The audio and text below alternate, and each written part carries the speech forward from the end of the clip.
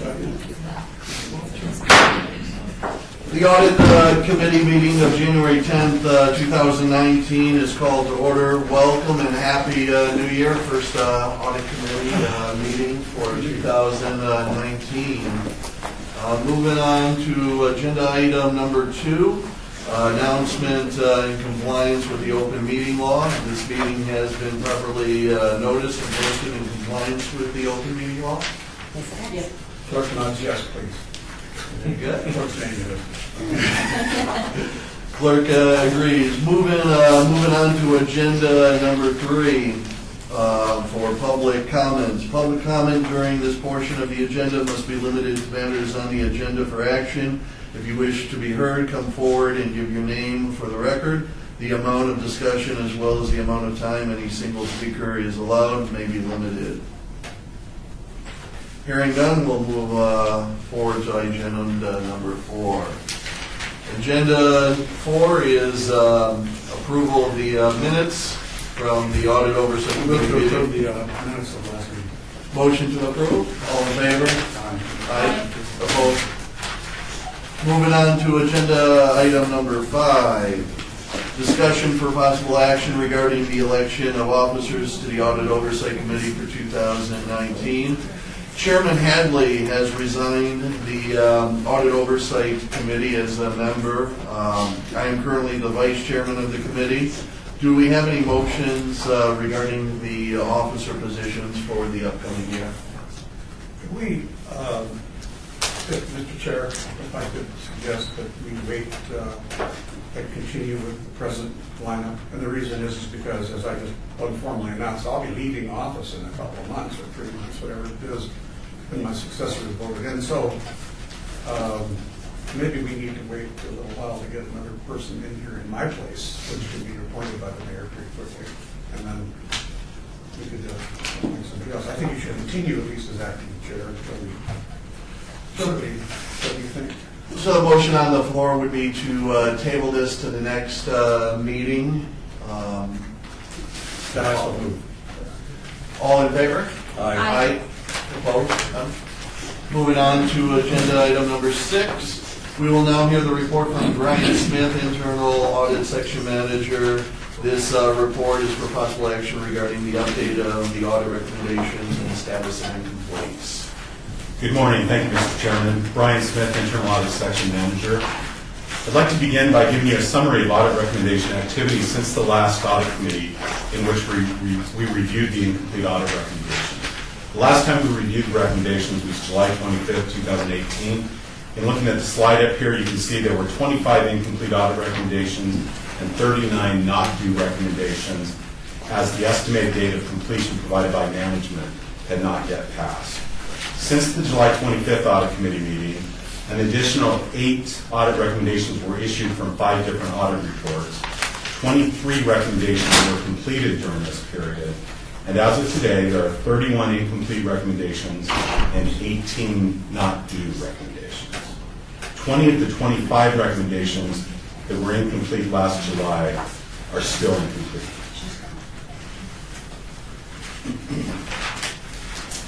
Any questions or discussion on the incomplete items? You know, I'd now like to go through the 31 incomplete recommendations by department. And so we'll just go through all of the incompletes this time. Sounds good. We'll start off with the Office of the City Clerk. The City Clerk's office has 4 incomplete audit recommendations from the Audit of Enterprise Records Management Division report that was issued in April 2018. These recommendations address the need for updated citywide records management procedures, the need for record destruction procedures, and the need for archives and records center inventory procedures. James Burnett from our office was the lead auditor on this audit. He's currently working with the City Clerk's office to verify completion of these recommendations. And Luann, as well as Patricia Cabrera, they're here and available to answer any questions that you may have regarding these incomplete recommendations. They have been implemented, but you're just still trying to verify that they have been completed? No, or these are all incomplete. Okay. Now, they are in various stages of completion based on feedback we've already received from management. And James has actually been working very closely with Pat and Luann in addressing these recommendations. If I may ask a question, on the third incomplete of number 3 on the list, I guess, that's on the regarding review of records to be destroyed. What is our retention requirements? Is the clerk? Sure. What or are do we, does staff have that answer? And we just bring it Luann, you in? want me to take that? Sure. Okay. Pat Cabrera, Enterprise Records Officer for the Office of the City Clerk. Councilman, we actually follow the local government retention schedules issued by the state of Nevada. So depending on the record series, it actually specifies what the retention periods are. And so there's a multitude of them. Okay, there's a multitude, a range of some kind. Yes, they're arranged by category, and depending on, like for instance, we have several that relate to public works. Just depending on the nature of the record series, it will tell you what the records retention would be. What about records of communications of senior staff and the council members? Very interesting. It depends. It depends on whether or not they're classified as correspondence or as projects. And I would really have to work with your staff or the staff on the 7th floor to figure out where the retention period will fall in with those record series. The reason I ask is because of that recent, almost a year ago old now, decision by the Nevada court on the Comstock decision. Right. Where we are now, all our mail is subject to the open records law. Right. And I don't know whether, you know, I've always been familiar with the open meeting, but I had not been familiar Right. with the open records law. That actually falls under the NRS statute 239, and that is the Nevada Records, the Public Records Act. And email in and of itself is not a records management system. The contents of what's in email will constitute the record series of how long it should be retained. Well, so the question relates to search terms, and the city attorney's office complies for us on a request. And I've got about 10 boxes, about 12 to 13,000 copies of correspondence sitting in my office. It takes about 8 banker's boxes. And I'm just curious how long we're supposed to retain that kind of stuff that's been requested relating to a project, I guess it would be, because that was the search term relating to a project. I don't know if it's perpetual or if we have to save them forever, or if once you're out of office, if it matters. I think the best course of action, Councilman, is that I would come up to your office and work with your staff to determine what those records retention would be. Because the local government retention schedule is actually 500 pages long, and we would really have to comb through it to make sure that we're applying the right records retention for the record series that you may be holding in your possession. There might be a legislative fix on Right. that, so I don't Okay. know. Okay, well, Right. But any time that you want me to come up there, I will gladly oblige. thank you. Okay? Thank you very much, Mr. Chairman. This is Member Rollo. Is there an updated schedule of when, like, estimated time of completion of these 4? Right. So let me just go down the line. In terms of item 2.1, we are actually, just keep in mind that there were 12 findings that the Office of the Auditor came up with. 7 of them out of this whole thing has been completed. These are the 4 that remain outstanding. In terms of 2.1, we actually, the city clerk adopted the process and procedures for that, and we are now going to be working with the Office of Administrative Services to ensure that the procedures that are out there on our intranet are actually updated. For 2.2, that also has been adopted by our city clerk, and I will be sending out communication to our records delegates to make sure that they understand what those procedures are for our public records system. In terms of 4.1 and 6.1, James Burnett, our auditor, needs to witness the implementation of those procedures. Since they have been documented, he just wants to make sure that we are documenting, we are actually following the procedures that we've documented. Okay. So in terms of an estimated time of completion, I would say within the next 2 months. Thank you. Any further discussion? City clerk's section. Great, thank you. As we're going through these slides of the various departments, you'll see a date to the right of each, or with each one of the recommendations. And that date is the estimated date of completion that was provided to us by management prior to the release of the report. Now we'll go to the Office of Communications. The Office of Communications has 8 incomplete audit recommendations, all from the audit of the print shop and mailroom operations report. This report was issued in June 2017.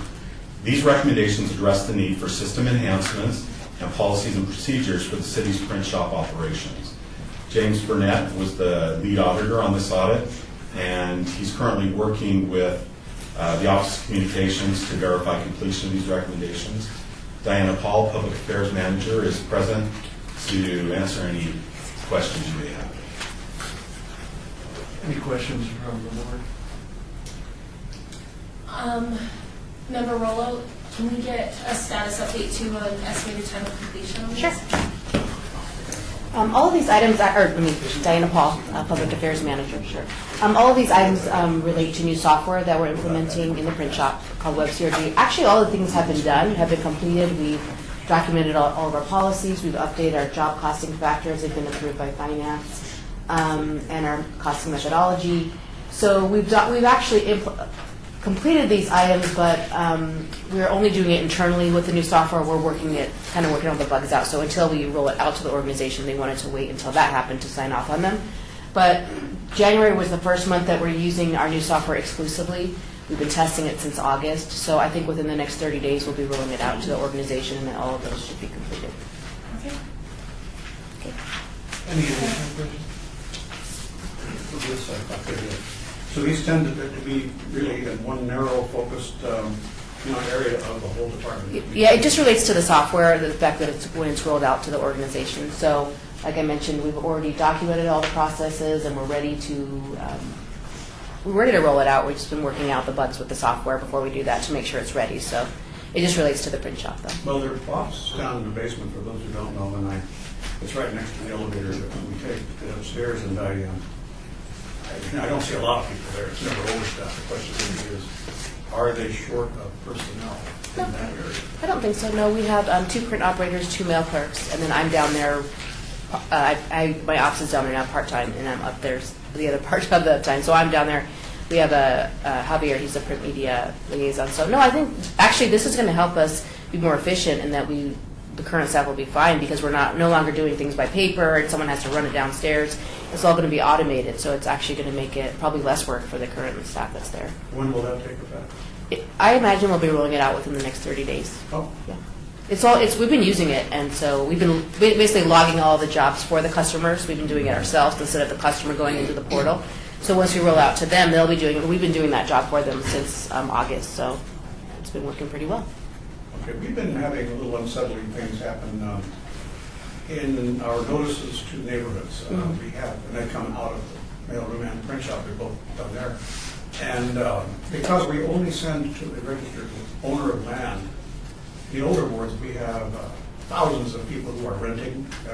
So for an item on an agenda coming up, either planning commission or council, the people who actually reside there, and it could be long-term tenants, they don't know about anything. It just goes off to some other person who then doesn't tell their tenant inevitably. Will a system is it possible with a new system to be able to help identify the tenants, or in some way or another the person living? I don't know, that'd probably be a question for Patricia, or maybe even the clerk. We get the addresses from the clerk's office and the planning department, so I'm not sure, maybe they can answer where they get those from, because we just get the addresses received and we print them. Land Home, City Clerk. They actually come from the assessor's office. So anything that's on record with the assessor's office, that's where the address files come from. That's been our policy, right, for a long time. Yes, forever. With the turnover in home ownership, and also the tendency for people to buy homes and not buy but rent more and more, is there a way to access through the voter records current cross-match in some way or another. I know I'm going to not use the right terminology for whatever IT would say, but to be able to have a double link, and maybe there are others besides that. I mean, good grief. Whatever records the court uses, for example, to figure out who's going to be eligible to vote, maybe the voter records do it, so they can serve on jury duty. And we should kind of figure out who we could add so that we don't have so many return emails or people complaining they never got work. So that's an interesting concept. Again, Luann Holmes, City Clerk. It's an interesting concept because what the law dictates is that we send to the registered owner of the house. It doesn't necessarily say we track down who's renting, who's staying there as a short-term renter. To get that information, we'd have to figure out not only what databases would maintain that information accurately and timely, but then where does that fit into our legal verification? So we'd have to take a look at how we do that. But to meet the letter of the law, we have to do it according to what is on file with the assessor. I agree with Mr. Chairman. I agree. Obviously, you're following the law, but the law is out of date. And I'm thinking, well, rather than asking for a change in the law, maybe we could do our citizens a favor. Remember, those tenants are voters, so they're entitled to know what's going on. And frankly, the owner might not be a resident voter in the area. So it's kind of 2 generations removed from really caring about what goes on in that neighborhood. Sure. So I just wanted to know if systemic changes, if it's possible to merge more than the assessor records for these notices. Again, Luann Holmes for the record. We do, for a notification perspective, besides doing legal notices, we do have many methods for making sure that we notify residents and homeowners. We put information in our newspaper. We put a lot of information out on the web. We use social media heavily. We try to use as many avenues as possible to get information out there. It's just hard to mandate that we somehow create an address database of renters or short-term renters or, Well, I'm sorry if I could interrupt you. I mean, I'm just saying you don't have to differentiate the kind of person that lives there, what their contract is. But big data, finds people anywhere and everywhere. And there was a story in the Review Journal recently which showed, farther east you go from, say, some point out there, maybe west of Rainbow, that the people who have computers who have access to the web is diminishing so small that maybe only half the people have access to the internet.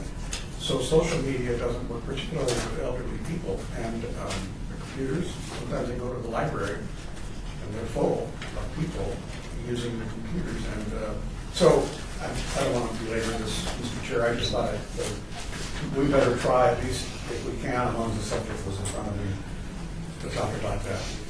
And Chair, it's not an audit thing. I think it's a city manager thing too. It's money. Mr. Chairman, throwing on that and the previous point, maybe the physical address notification along with the mailing address of the owner, that the assessor has, so the notice being sent to that physical address, which would alleviate the address to current resident for that physical address, and then the assessor, I think, possibly could be fixed in the future. Yes, what happens is, I don't want to belabor this, but I don't feel right just shrugging my shoulders and say, well, we did what the law said we should do, ma'am. And we allowed this sexually oriented business right next to your house because, gee whiz, nobody ever responded and objected. That's kind of like where we're at, and I can't really say that's truly full effort to try to let people know about things. That's kind of the thing we face from the political side. Thank you. Anything else then? Very well, Brian. Brian Smith, Internal Audit Section Manager. We'll now proceed to the Office of Cultural Affairs. The Office of Cultural Affairs has a total of 8 incomplete audit recommendations, including 7 from the Audit of Artist Contracts report that was issued in January 2017, and 1 from the Audit of Change Funds report that was issued in December 2018. The 7 artist contract report recommendations address the need for improved procedures over the creation of contracts with artists hired by the Office of Cultural Affairs, and the need for clarification on insurance requirements for these artists. The 1 change funds report recommendation will be reviewed with you today during agenda item number 8. And Allie Haynes Hamblin Director of Cultural Affairs, is here to provide us with a status update on these recommendations. Thank you. You're welcome. Allie Hins-Hamblin with the Office of Cultural Affairs. So the artist contract process, the way that we addressed this audit finding last year was to completely redo our process for the department. We created a whole new process. We documented how the process would work. We implemented new staff assignments to carry out our artist contracts. And so for the course of clearing this audit finding, we needed to show a track record of following this process as documented. As it was a brand new process, we discovered that there were some unknown obstacles in there, so we've been fine-tuning it and updating the process to make it as efficient as possible and make it go as smoothly as possible. So since we've been updating the process and changing the documentation to reflect what we're actually doing to arrive at those fixes, we haven't been able to clear this item yet because our auditor hasn't really been able to sit down and see it working the way that it's documented to be working yet as we've been refining it. I think that we are at a place now where we have fixed all the glitches and made the process nice and smooth to go as expediently as we want it to go. So we're in that place now where we're documenting all of our final process changes and letting the auditors see that the process works. As for the insurance requirements, we are very close to resolving the insurance requirements. We actually had a great meeting yesterday with our risk manager from HR, Mr. Rafferty, and talked through insurance compliance and actually engaging with a third-party company to help us ensure that all of our artists and clients that are required to provide us insurance are providing it in a timely fashion. So we hope to implement that in the next 3 to 6 months, then be able to show that that's working as expected with our third-party vendor. Any questions? Yes, sir. Thank you very much. Thank you very much, Ally. You're welcome. I think that public attitudes toward this office have improved considerably under your management. There's only one complaint I seem to keep hearing. It's artist contracts, which is the subject of today. And, you know, this is not a performance audit here. We're just talking about filing numbers. But I'm worried that when you talk about insurance for artists, they're not the greatest business people in the world. That's no excuse, but frequently they are not schooled in that stuff. And maybe they want to bid on a job. Maybe it's a $1,000 job or $2,000 job, and they don't have insurance, or they don't have adequate insurance, or they're not skilled. They don't understand. What is our limit? I mean, what do we need from them, and what do we do to help them? So the insurance requirements vary depending on the type of project that the artist is engaged in. For our performing artists, the Office of Cultural Affairs is actually purchasing a special event insurance policy to cover special events related to performing artists up to an artist fee of $4,000. So if you're a performing artist and we're paying you $2,500 for your performance, we are purchasing our own special event insurance policy to cover that event, and we're not requiring the artist to purchase that insurance because it costs a lot out of that small fee. For public artists, they do have to provide insurance. We have been working with Mr. Rafferty to identify insurance brokers that can help provide low-cost insurance options. There are a number of options in the public art sphere, so we're trying to work with Mr. Rafferty to identify which insurance companies he's willing to accept, because there's insurance companies nationally, but we need to make sure that they're licensed to work in Nevada. With visual artists, we don't require insurance of them who participate in our gallery programs because we also have a separate gallery insurance policy that is wall-to-wall coverage for the value of their pieces if there's damage or loss, heaven forbid.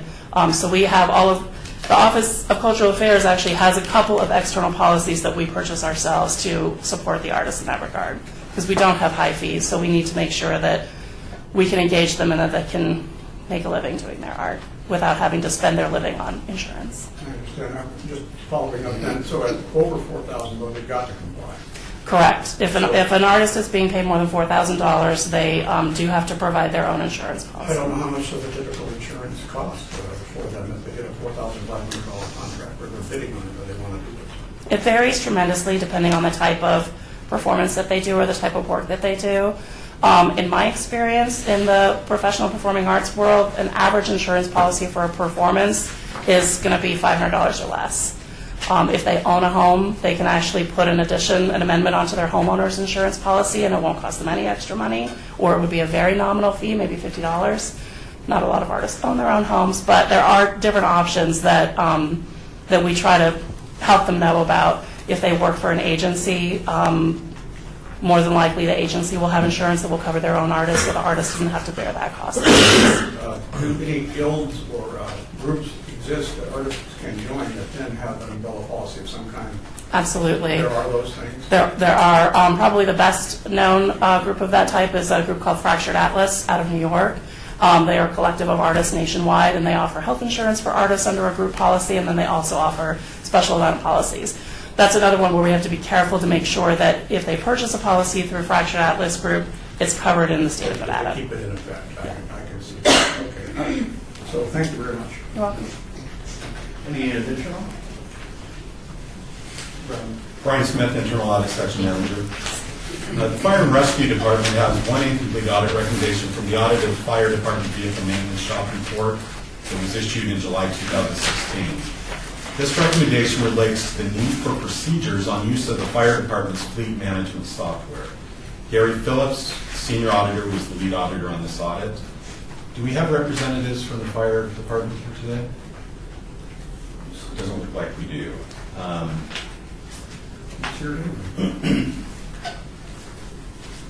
Do the committee members have any questions for the City Auditor's Office, or any questions that might be related to the Fire Department? Well, how about a quick explanation of what the shortage is? It's not very late. It's only due 4 months ago. So, you're hearing about big numbers here? What are we talking about? Gary, would you like to tell us about that recommendation? Gary Phillips, Senior Internal Auditor. This recommendation was for RTA, which is Ron Turley Associates. It's a management system of vehicles where they put in the service codes, and it keeps track of what was done with each vehicle. It's like a performance tracking system. UPS uses it, and it keeps track of what the laborers or the mechanics are doing to each vehicle, and put all the costs from cradle to grave, and it shows, exactly what was done to each vehicle. The case in this, the fire department was not very educated on using the system, so they put miscellaneous codes into the RTA, which is pretty much garbage in, garbage out. So, in the meantime, Jerry Walkers is working with the Chief McDonald to try to work the system out, because Jerry Walker's people use RTA more extensively than the maintenance from the fire department. So internally, they're trying to work out the system and making this go. From what I heard on the last update, they were looking for a different system to operate rather than RTA, but they had some budgetary constraints, so right now they're using RTA, but they're not using the right VMS. I hate acronyms, so I'm speaking for others, maybe. Again, don't use acronyms, or use it on first or second reference. Okay, RTA is the Ron Turley Associates. That's the software program that they use to track the vehicle maintenance. And the VMRS codes is the vehicle maintenance. You can't cheat now, don't look. Oh, come on. So the last code is the codes they actually put into the Ron Turley Associates. It tells what the job is. If it's a brake job, it has a different code. If it's doing tires or shocks, each one has a different code that's specific for that vehicle, and that's how they keep track of the maintenance and the life of the vehicle. Those parts are expensive. Yes. But we're talking about serious money on a part in the fire department. It's just, nothing's cheap there. It's all overbuilt, over-engineered, and guaranteed to work in emergencies and rough terrain and all that. So what kind of exposure are we talking about if we don't keep track of these parts? Gary Phillips, Senior Internal Auditor. With the work they can't get done through the shop there, they have outsourcing that they use with different vendors within Las Are you Vegas. satisfied with the tracking of those? We have that was another recommendation that they have fulfilled, and they have a good tracking of that. Plus, they're able to take those work orders and feed them into the Ron Turley Associates software program. Do you know who Ron Turley, have you ever heard of Ron Turley Associates? I have not. He had said that UPS uses the same tracking Say what? system. He said UPS uses the same tracking system. United Parcel Service? No. Well, I know. Yes, loses things, so if I'm really curious, I've never heard of Ron Turley. So is that a nationally known? Yes, sir. Gary Phillips, Senior Internal Auditor. Yes, it's one of the best tracking systems for vehicle maintenance that's in the U.S. It's used by United Parcel Service and other corporations worldwide. Okay, thank you. Chairman, was there any loss identified, and if so, the dollar range, and any loss due to lack of tracking? Gary Phillips, Senior Internal Auditor. It is mainly more or less where the hours of the mechanics was spent. And a lot of the parts were going into our Ron Turley Associates. That was recorded properly, but the performance or the rate, if you want your employees to work at a high level, then you keep track of what they're doing. Like in city auditor's office, we have codes for every audit we do, and then we have subcodes for what phase we're on. So it shows where we are, what performance, how much time we spent on a specific audit. In this situation, it would show how much time the mechanic spent on a specific vehicle, and maybe it would identify, hey, this vehicle is beyond its useful life. It has parts that has continuous fail rates. We should do something about it. By putting miscellaneous codes in, it's garbage in, garbage out. As far as identifying a loss, it's more or less a management report of their performance of mechanics. Thank you. Member Rolo, so are you, understanding is, are they waiting to clear this comment until they implement a new system, or will this be cleared prior to that? Gary Phillips, Senior Internal Auditor. What they're doing is working with Joey Walker, who's the Director of Operations and Maintenance. Okay. He's over fleet maintenance. Okay. Fleet maintenance is the organization within the city that started with Ron Turley Associates for their fleet. They're trying to figure out a way of incorporating the fire and rescue maintenance vehicles into that system. One of the things that they mentioned was looking at a new system, but because of the budget, they were not able to proceed with that. Okay. Chairman Drummond, so a fair request would be to have Fire Rescue provide an update at the April meeting as to if the item hasn't been resolved, provide an update to the board. Gary Phillips, Senior Internal Auditor. Yes, that would be true, yes. Brian Smith, Internal Audit Section Manager. Just one thing to keep in mind with the fire department's recommendation, that is the last of, I don't recall how many recommendations were a part of that fire report. So to the fire department's credit, some significant improvements have taken place within the fire maintenance shop, and this is just a remaining recommendation. Thank you. The feral cat colony down there, by the way, that they're maintaining, is that on the books in any way, shape, or form? About 25 of them. They're priceless. Never mind. All right, we'll move to the municipal court. The municipal court has 5 incomplete audit recommendations from the house arrest audit issued in July 2018. These recommendations address the need for an improved process for tracking the status of house arrest defendants, the need for obtaining a more easily accessible electronic invoice from the house arrest equipment and services provider, the need to amend the mutual use contract with this provider to reflect current rates, and the need to evaluate the adequacy of the current violation letter sent to house arrest participants in violation of their financial obligations. Gary Phillips was the lead auditor on this audit, and the court administrator, Dana Levac, is here to give us a status update on these recommendations. Thank you. Welcome. Thank you. Through you, Mr. Chairman, Daniel Levac, Municipal Court Administrator. I apologize for still being hoarse from a little bronchitis. I would note that initially there were 17 initial recommendations. 12 of those have already been finished. I would note that we believe 3.1 is done. We just haven't had the opportunity to share that with Mr. Smith and Mr. Phillips.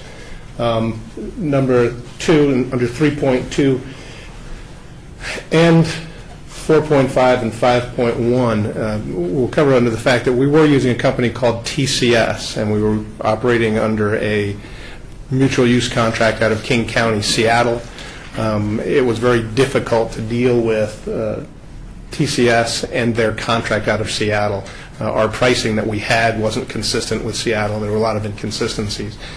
We since have entered into a contract through a mutual use with a company that has a contract with parole and probation here in Nevada called Sentinel Systems, and we are moving defendants off of TCS services onto Sentinel Systems. We've currently moved approximately 85% of all defendants, and all new defendants are going onto the Sentinel Systems contracts. Basically, we're just phasing out TCS because the contracts were difficult to deal with, and the company, we have better services from Sentinel Services. They actually have somebody on site, and we literally have immediate reconciliation of everything coming from them. So once we fully phase off of TCS, those 3 items will be complete. And last is the violation letter and continual tweaks. The new manager came in that department and has added some of the things that were requested by, or all of the things that were requested by audit to complete that letter, and just has to review it with audit. Thank you. Any questions from the board? If I could ask a question. The judges utilize this in varying numbers. I know that Judge Kearns in his youth offender court really heavily depends on them, although I sometimes think that he's got a tracking system of all kids out there, and he knows when they're leaving their driveway or the limits. But literally, he's that way. But plus, he has a lot of snitches out there. The question is what's the percentage of failure in this kind of system? Do we get a reported failure if we know that it's not working right on some individual or something? Do we actually, Dana, have a tracking system so that you can figure out which pieces of equipment don't work? And I don't know how expensive they are. Through you, Mr. Chair. Councilman Coffin, again, Dana Levac, Municipal Court Administrator. The reports are immediate with Sentinel. They have somebody literally on site during our work days, and then they have somebody locally who immediately picks up any violation, any equipment failure, and immediately reports it. Those reports are picked up by pretrial services, which operates 20 hours a day, 365 days a year. They will determine, based on what the judge's directions are, and whether that violation is immediately reported to the judge on, for instance, off hours or the weekend. Some of the judges, it's like, okay, a person cut and ran. I'm not going to exercise a super huge amount of resources on somebody for that. We'll wait until Monday and then do it, so don't call me until Monday. But we know immediately.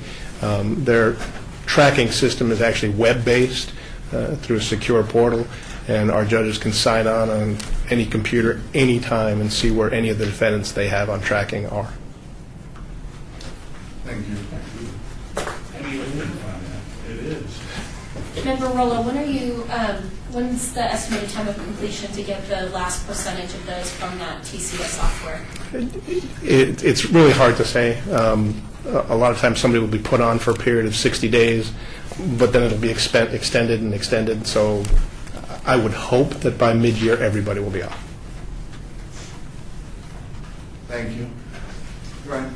Okay. Brian Smith, Internal Audit Section Manager. We'll now move on to the Department of Public Safety. Public Safety has 5 incomplete audit recommendations from the Animal Control Audit, which was issued in April 2018. These recommendations address the need for monthly reconciliation procedures of the pet licensing activity and the need for collection procedures on unpaid civil citations issued by the animal control officers. I'm the lead auditor on this audit and have been working closely with Lieutenant Mark McCoy as his department has been addressing these recommendations. They have actually already closed off 8 recommendations, and these are the remaining 5 recommendations and Lieutenant McCoy is here to give you a status update. Lieutenant, go ahead, proceed. Mark McCoy, Lieutenant, Department of Public Safety. On item 1.3, we're working with the vendor to make sure that they have the appropriate search link that's in the process. On item 2.1, there's a coding script issue where the data that's being captured, that we're actually making the measurements to reconcile the licenses. So we're working to get that resolved as well, but we might have a new vendor because it's out for RFP. So depending on how that goes, we're looking at about 90 days on both of those items would be my approximation. The one with pet data may be a little longer. Item 4.2, we're finalizing the collections process as far as getting the data moved from our system over to finance and telling them when to actually send out the notices to the public. And that would be all the outstanding items. Again, looking at approximately 90 days on those. That'd be my approximation. Thank you. Any questions from the board? That's 90 days. You expect on all 5 items? Yes, sir. We, of the others that had been outstanding, did anything have to do with the recovery of animals, the picking up of animals, and or the identification of lost animals? Brian Smith, Internal Audit Section Manager. The scope of our audit was limited to the administration of animal control. It did not relate to the field operations of animal control. Okay. So, Thank you. so we did not have recommendations related to the pickup of animals. Thank you. Mr. Chairman, there's an old saying in politics, if you want a friend, get a dog. Unfortunately, Councilman Anthony's best friend, other than Claudette, his wife, is his dog. And his dog passed away this morning. And so staff has told me that's why Councilman Anthony is not here this morning, which is a sad thing in any family if you lose one of your best friends. And so maybe he needs a little help. I don't know. Volunteer call out there to his house or something. It's too bad, but that's why Stavros is not here this morning. Thank you. Any additional questions? Brian Smith, Internal Audit Section I know Manager. that was both. I do want to say, once again, as a result of the audit, there have been some significant improvement in the collections of the unpaid licenses. Recommendation 4.2, the process for collecting non-payment penalties on unpaid civil citations. There has never been a process in place. And so, as a result of this recommendation, there will be increased revenues coming into the city as a result of implementing this process. Thank you, Mr. Chairman. Yes. Brad Snelling, City Auditor. Before we leave this issue of follow-up items, I just wanted to make a comment. Over the years, we've put out well over 1,000, coming close to 2,000 recommendations. And when you look at what's remaining, it's very, very small. And that goes to the credit of the committee for moving this to the top of issues that they've followed up on, the city manager's office for the efforts that they've done in making it a priority, and of course to the departments for all the work that they do. But this has become a very successful thing because really the measure of whether we're effective or not is if we find a recommendation and make a recommendation, it has to be implemented to make a change. So this has been a very good program. Thank you, and I would agree. Out of all the items that have come, the progress has been pretty substantial. I think it's always, if I could comment here, I wanted to say that it's kind of an intermission here at this point. I wanted to say that for those who don't know, and it's easy to forget, that the city auditor works directly for the council, does not work for the city manager. And there's a division of responsibility and authority. So consequently, if you say something nice about an agency, it makes us feel good, makes the city manager feel especially good. because we didn't yell at somebody about it. But it is important for those who don't know that they work greatly for us. Thank you. Thank you. Moving on to agenda item 7, we will now hear a report on this audit from Nancy Cardoza, City Internal Auditor. Good morning, this is Nancy Cardoza, Internal Auditor 2, City Auditor's Office.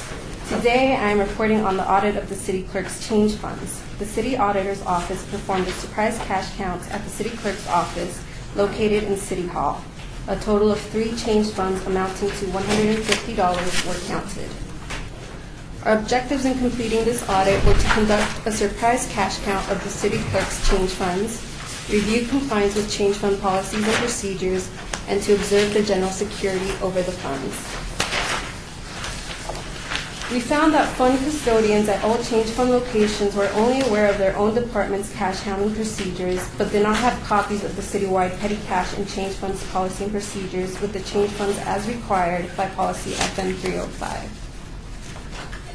We recommend that the City Clerk's office management ensure that all locations with change funds receive a copy of the petty cash and change funds policy procedure FN 305 and file it with the department's cash handling procedures. The City Clerk's office has already completed this audit recommendation, and we have verified its completion. I, along with representatives from the City Clerk's office, would be glad to respond to any questions you may have regarding this audit.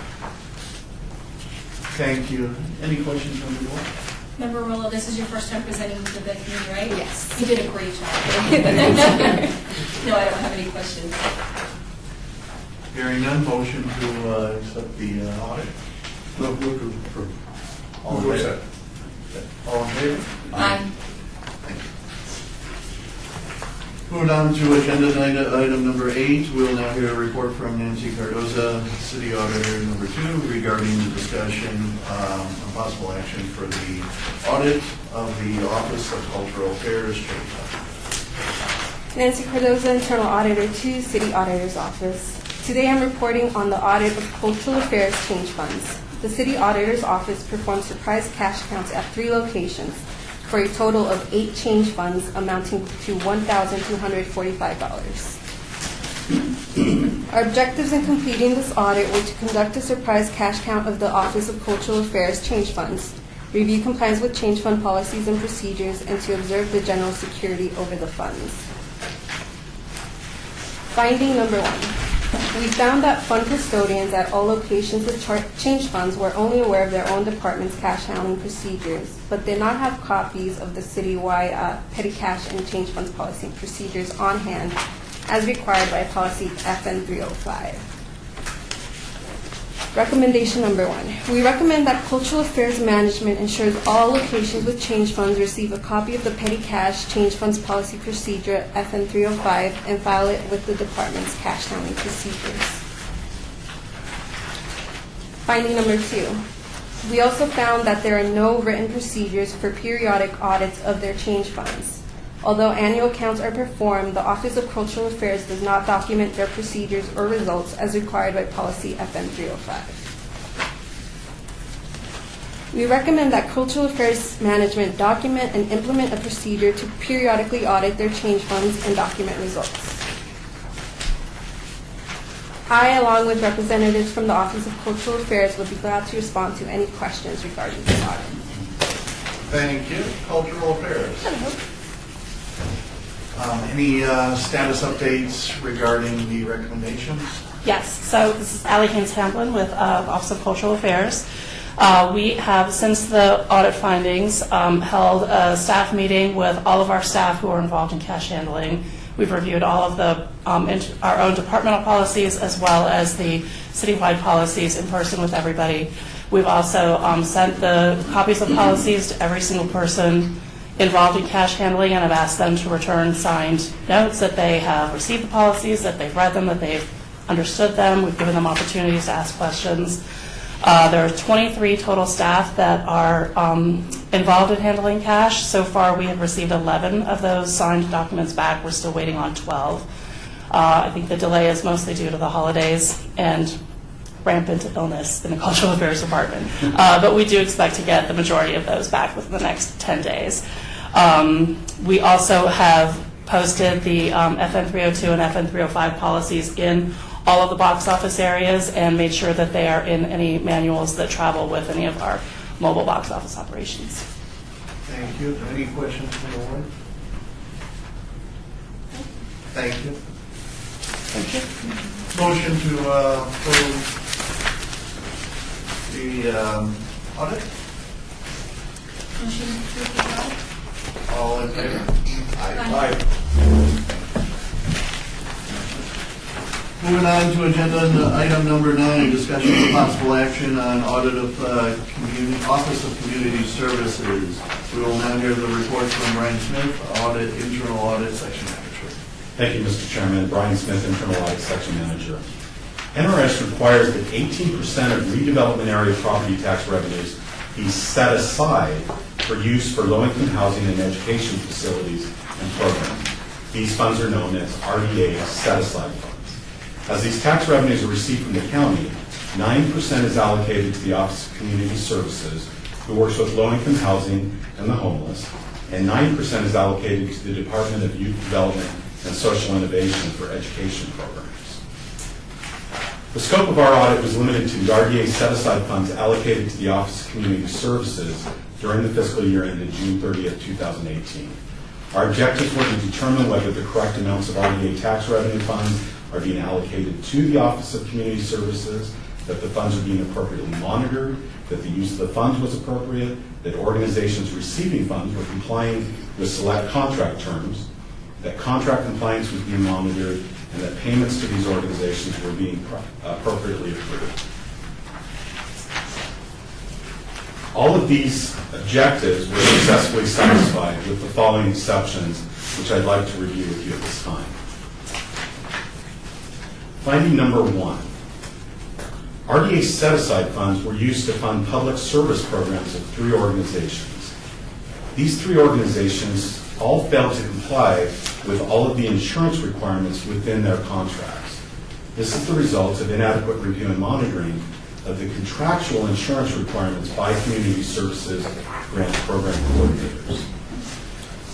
RDA set-aside funds were also used to fund organizations participating in what is known as the MORE team. This is a homeless outreach program that includes these organizations, Metro, and the City Marshals. 2 of the 4 organizations participating in the MORE teams failed to comply with all of the contractual insurance requirements. Considering these contracts were executed by the city's purchasing division, and I'm speaking of the MORE team contracts, insurance requirement compliance for these contracts is monitored by purchasing through the use of a third-party tracking service. While an insurance tracking service is used, insurance coverage deficiencies are only sent to the policyholders. Purchasing staff must proactively query the tracking software to identify and research deficiencies. Purchasing has not formalized the process for routinely monitoring deficiencies identified by the tracking service. Our first recommendation, finding number 1, is that community services document and implement procedures to ensure organizations are in compliance with the contractual insurance requirements prior to execution of contracts and throughout the term of the contracts. And also, to consider utilizing the services of third-party insurance tracking services as is being done by purchasing. Recommendation number 1.2 is that purchasing should document and implement procedures to more timely identify and address areas of noncompliance with insurance requirements within contracts they monitor using the third-party insurance tracking service.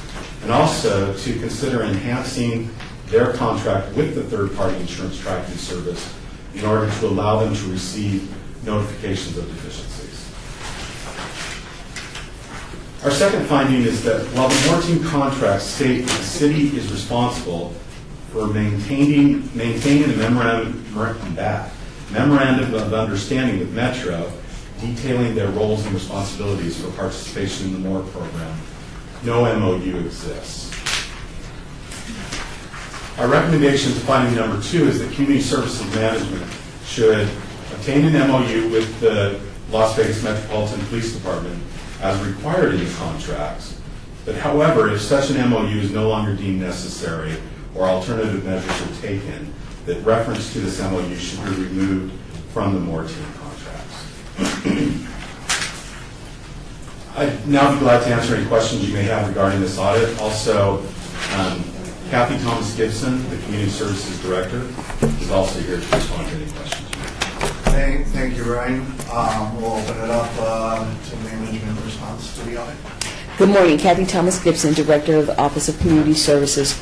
With regard to the insurance compliance issues, we have met with finance and with purchasing and contracts to expand their third-party tracking service in order to ensure that our subrecipients maintain their insurance. Our policy had been to get verification of their insurance compliance at the execution of the contract, and the portion where the finding addresses is ensuring that they have maintained valid insurance throughout the term of the contract. So we're now working with our purchasing department to get all of our contracts entered into that third-party system so that we can draw down regular reports and know that everyone's insurance is valid and in effect, and that is the proper kind of insurance for the work that they are doing.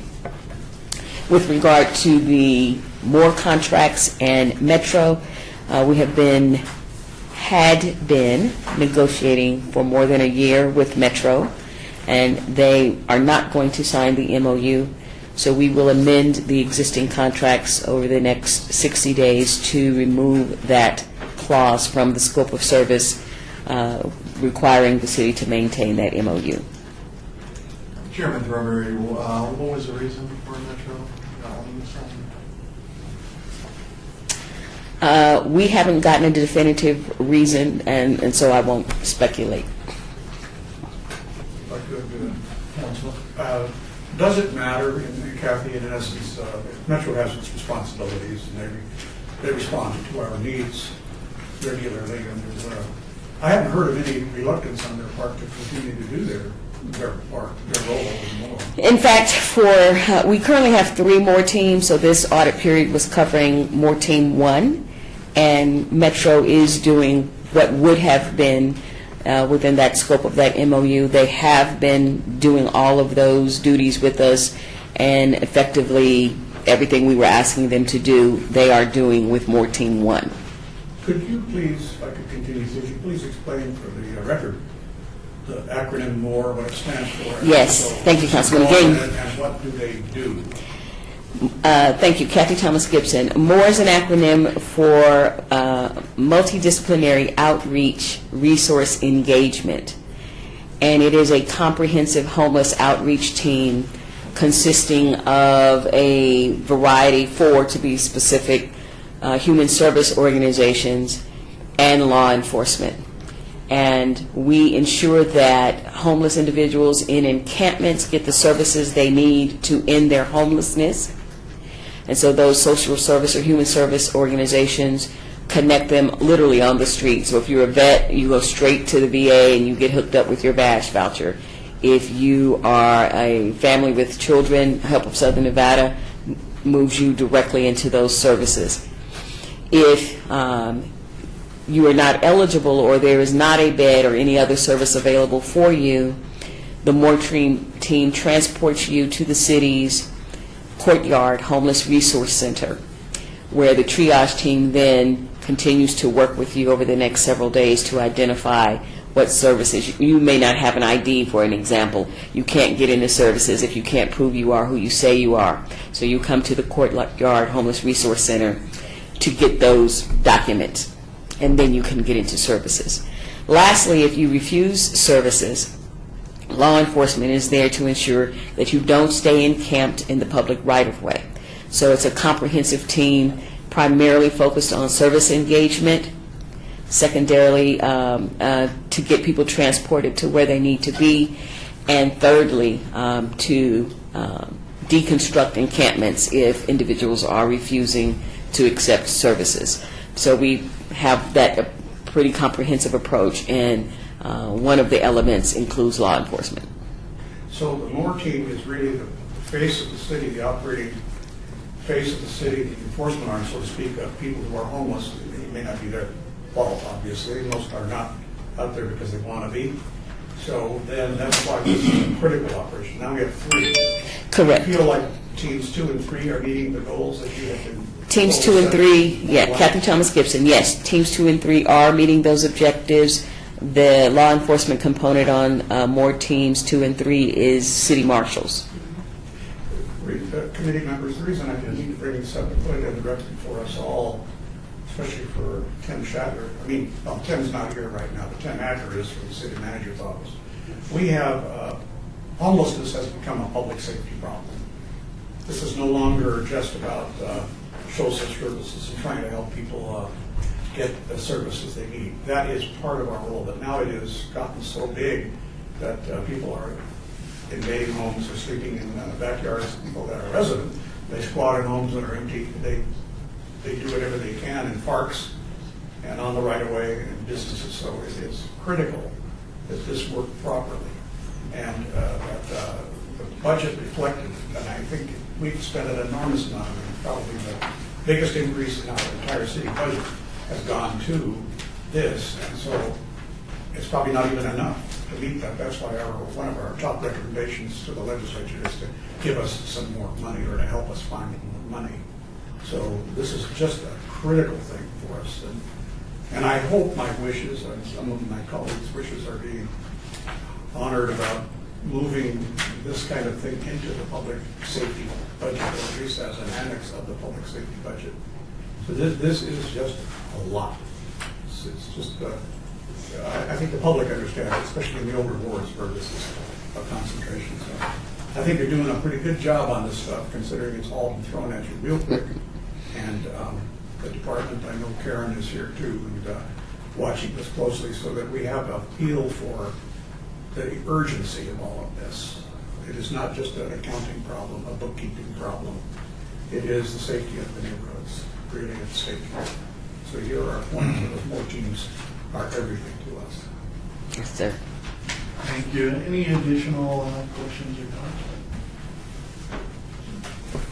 Motion to approve. My move to approve. All in favor? Moving on to agenda item 10, we will now hear a report from Brian Smith, internal auditor, regarding staff on current audits. Thank you, Mr. Chairman. Brian Smith, Internal Audit Section Manager.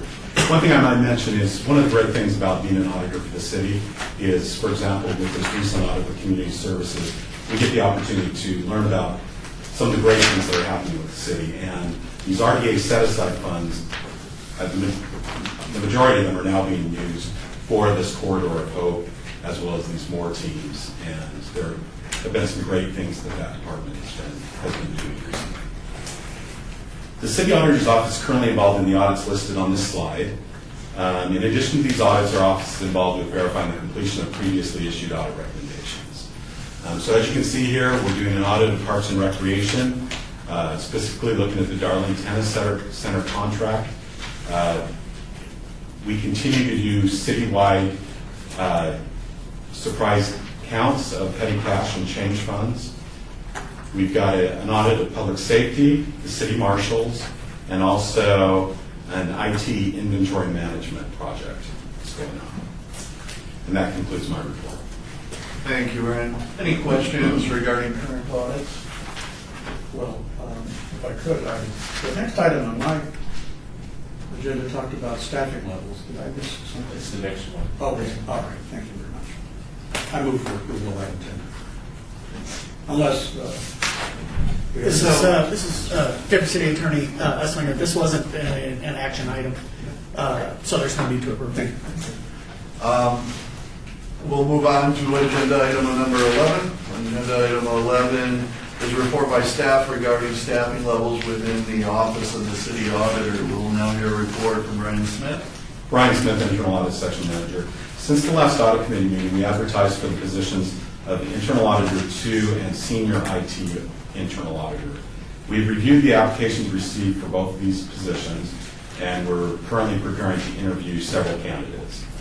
This concludes my report. Are there any questions? Chief, what's the facts, man? I have a question.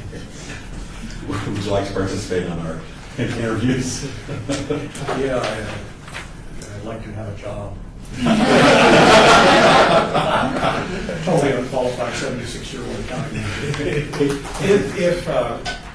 Have we had any response or reluctance to apply or follow through when they find out what salaries we offer or anything like that? Would you like to say that? Sure. Redford Snelling, City Auditor. They know what the range on the salary is when they apply for it. Which is? It depends. The internal auditor 1 and 2 is, that's a position, it's a flex position, and I'm going to have to get back with you on the exact amount on that from the low to the high. And also, I don't think we have anybody here from Human Resources, and I can't remember for sure. It's somewhere, it's a decent salary. Well, that's the key. It's competitive. Yeah. Mid-70s is the middle of the range. Are they asking for much experience? Is that part of It's a position where we could take somebody that had as little as a year's experience. It's not somebody who's totally green. We could bring someone in based on education and do that with them, and all the way up to about 5 years worth of experience. And we get a real potpourri of people who apply for it, all the way from some people with 20 or 30 years experience applying for it. And their salaries are a little higher than what we have the ability to pay. The IT senior auditor, at the midpoint, do you remember the midpoint on that? I think it's around 100,000. No, I don't think the midpoint. Oh, it's I 90. think 86 to 90 or something like that. 86 to 90. Can I ask a question on that? Yeah. Well, how are we doing on, we've got some real specialized things happening in the city. We've got purchasing involved in IT, we've got the dispute over co-location. All of these things have to do with money, they have to do with IT. And so altogether, do we have enough skilled professionals in our audit office to be able to understand and to monitor what is going on there? Redford Snelling, City Auditor. This is one of the reasons that we're bringing this senior IT auditor in, is because we're looking for somebody that does have a lot of experience, and we've got several applications, and we have some, at least a few of them. I think we'll be able to choose somebody out of that. One of the things we're going to do is we're going to question them about their experience and about their skills, and we're going to employ some of the people from our IT section to let us know technically, as they answer those questions, if they appear to have the credentials and the experience that we need. So, yes, we do have a lot on the plate, and the idea with this IT auditor is to give us a start in this area. If we don't do that, then if we have to do something that's pure IT, we're going to have to go out and contract with somebody to come in and do it for us. So that's what we're trying to do, is we're trying to get somebody used to our systems, become familiar with them, and somebody that has the skills that they can bring to bear on these IT issues. If we hire somebody in IT, I'm sorry about the dialogue, I hope you figured out, Mr. Chair, what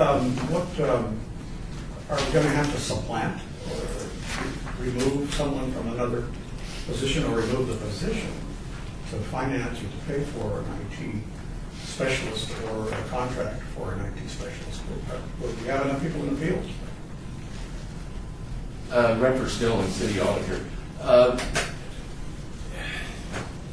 We fortunately got enough budget to hire this particular position at a level that would be commensurate with what we're asking. Now, if you're asking, what are we going to do when we want to expand? There's a couple of ways we could possibly do that. One, we probably would try to approach the council and see if we could gain support in order to add some more talent, some more employees into the city auditor's office to help out in this area. That would be way I would probably approach it. Well, we have a limited amount of time. It's mid-January, writing the budget's up right now. Did you put in enough money in the budget for the contingency so that we can look at that? Red Milling City Auditor, are you talking about a position additional to what we are recruiting for right now? Yeah, well, I noticed that we are having a problem on the council. Understanding what city staff is saying, and it helps to have an independent advisor in there to be able to help us. These are crucial issues that we're all landing on the council. And so I'm just concerned that there are beefs within the council, and there are some questions of whether or not some members of the council believe what staff is saying on this particular technical issue. And I think a lot of it has to do with the lack of understanding of the issue. We need somebody who can talk to us in the same language that staff and outside contractors do, that we know and have handy on a moment's notice, that can help us. And this is going to be a long-term project, co-location, and the cloud migration, all of that stuff. It's just Greek to me, but I get the picture that we need to have in our council purview some people or somebody that can really say, this is the right thing, we're doing the right thing, or the wrong thing, or here's a better way to do it, you know? So, you know, you want to make sure your budget includes enough money for that. Again, I don't know when we put the stopwatch on you as far as having to finish the budget submission, but it's pretty close, I would think. Brad Snell, City Auditor. I think that would be I see us as doing that for you. I think this position that we're recruiting for right now is the start of it. And if we get into issues that we can't answer, then we would still take the lead in trying to get resources from the outside to answer your questions. I see us as working closely with the council on these issues. My last question would be is where would you find the money? If you figure out we're in mid-fiscal year, or just after the start of the fiscal year, budget's all approved and on, where are you going to get the money? Red Snelling, City Auditor. If we came to that point, and we would be looking to the council to help us supplant our budget if we needed to. We do have a few $1,000s, I think it's $5,000 allocated to hire outside consultants within the city auditor's budget. So we do have a little room there. But if we needed to bring somebody in and it was greater than that, or if we needed to do a specific project that council wants us to do, whether we would hope that the council would be able to support us in that, and then we would move forward with trying to obtain that out of the budget as it currently says. Because after all, Councilman, you are the ones that flip the switches. I know, thank you very much. I feel flipped. I think you see, Mr. Chairman, Yes. I mean, we're trying to make sure that we on the council is getting, it's not, there's no knock on the city manager or anybody. In fact, they're united in telling the council what we should do. But there is apparently some lack of understanding of the issue on the council. And probably you need somebody else to help come in and explain. Member Roy, I just have a quick question. Are you anticipating these two positions to be filled by our next meeting? I'm sorry, say it again. Are you anticipating these two positions to be filled by our next meeting? Red Snelling, City Auditor, yes. Okay. If we have looked at a lot of resumes, and the problem is finding somebody in the audit realm that has experience with performance audit, and that's difficult. But we do have some identified that I think will fit that bill, and the same thing with the IT senior auditor. So my anticipation is that we'll have that by the next time we meet. I mean, just in the public realm of accounting, I know a lot of the big public accounting firms, for the first time ever, they're actually hiring more IT people than they are accounting people. Oh. So it is a shift even in public accounting as well. So it's something that definitely needs to get in there, I'm sure, with this IT, the senior IT internal auditor. So hopefully that'll be a good move for you guys. Thank you, Ed, and we look forward to meeting the new staff in upcoming meetings. If there's no other, nothing further on item agenda number 11, we'll move to item agenda number 12, discussion regarding topics for future agenda items for the Audit Oversight Committee. Are there any questions or items up for discussion? I think we set kind of an agenda simply for today's meeting. We're going to have to talk about staffing. We're going to have to talk about the budget. When is the next meeting? April 24th. I might not be in the office. I think there's a special meeting April 10. If a decision is made in Ward 3 in that election, I might not be a member of the council. So, bye. Or June. Anyway, so I would say that's just my thought. We do have other thoughts. No, I mean, I know that we'll have now 2 vacancies that will need to be filled on this audit committee. But, yeah, no, I don't have any other thoughts. I got nothing additional. So we can move on to item number... Sorry, there is one thing.